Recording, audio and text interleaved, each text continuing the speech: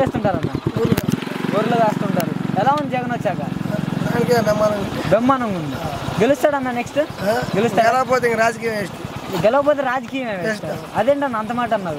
మరి తిన్నప్పుడు తిన్నామని చెప్పాలి, తినలేకపోతే తినలేదు. ఏం చేశాడన్న జగన్ వచ్చాక? ఏం చేశాడు? ఏం చేసింది నాకు తెలుసు, అన్ని తెలుసు.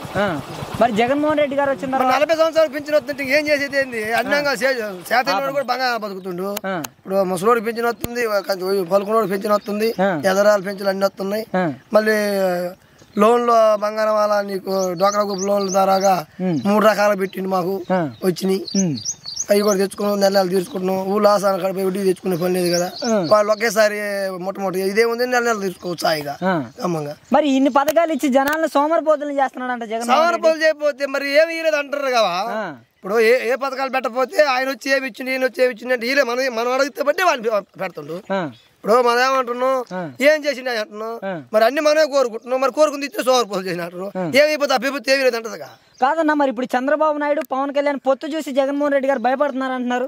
ఏం చేస్తారా వాళ్ళు? పొత్తు చేసినా ఏం చేసేది లేదు, పొత్తు చేసినా ఏం చేసేది లేదు. వాళ్ళు తిరిగిపోవడానికి వచ్చేది. మరి షర్మిలా గారు తెలంగాణ నుంచి ఆంధ్రాకి ఎందుకు వచ్చారంటారు? ఆ ఇష్యూ నాకు తెలియదా, అంత జనరల్ నాలెడ్జ్ నాకు లేదు అన్న. కాదన్నా, మరి తెలంగాణ వెళ్ళారు, నేను తెలంగాణలో పార్టీ స్థాపించాననేసి అక్కడ పార్టీ పెట్టారు కదా, మళ్ళీ ఆంధ్రాకి ఎందుకు వచ్చారంటున్నాను. నాకు ఆ ఇష్యూ బాగా అన్న. కాదన్నా, మరి ఇప్పుడు జగన్మోహన్ రెడ్డి గారు సింగిల్ గా వస్తున్నారు, ఇన్ని పార్టీలు లేకపోతున్నాయి కదా, ఎలా ఉండబోతుంది? అన్ని వచ్చినా ఏం చేయలేవు. ఇదిగో చెప్పినట్టు డైలాగ్, పందులు గుంపులు వచ్చినట్టు, సింహం వచ్చినట్టు ఏం చేసేది లేదు. ఈసారి గెలిస్తే ఏం చేస్తాడు జగన్?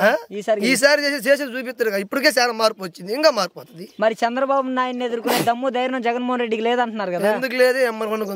నెంబర్ వన్ ఏం కాదు అన్న. ఫైనల్ గా చెప్పండి, మీరు గొర్రెల కాపరిగా చెప్పండి. నేను కూడా రైతునే. నేను ఒక గొర్రెలు 2 సంవత్సరాలు 3 సంవత్సరాలు బట్టే మీరు ఒక రైతు ప్లస్ గొర్రెలు కాపరి. మీరు వాస్తవం చెప్పండి, జగన్మోహన్ రెడ్డి వచ్చిన తర్వాత బడుగు బలహీనత వర్గాల వారిని పట్టించుకున్నా. ఏ విధంగా ఆయన సహకరించి మాకు సరిపోయిన సహకరించి ఇచ్చిండి, ఏం పని లేదు.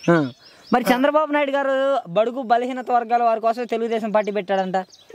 అవన్నీ వేస్ట్ అనుకోవటం. ఆయన వస్తే రైతులు ఆడటమే, ఆయన అంతప్పుడుకి రోడ్లు హైటెక్స్ అవి చూస్తారు కానీ పల్లెటూరులు చూడటం.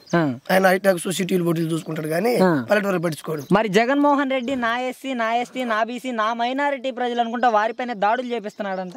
లేదు, అవన్నీ ఏం లేవు. సరే నా ఫైనల్ గా జగన్మోహన్ రెడ్డికి ఈసారి 175కి ఎన్ని రావచ్చు అంటావు? ఎన్ని సీట్లు రావచ్చు? 175 రాకపోయినా 150 వస్తాయి. 150 వస్తాయి ఖచ్చితంగా. Okay, thank you.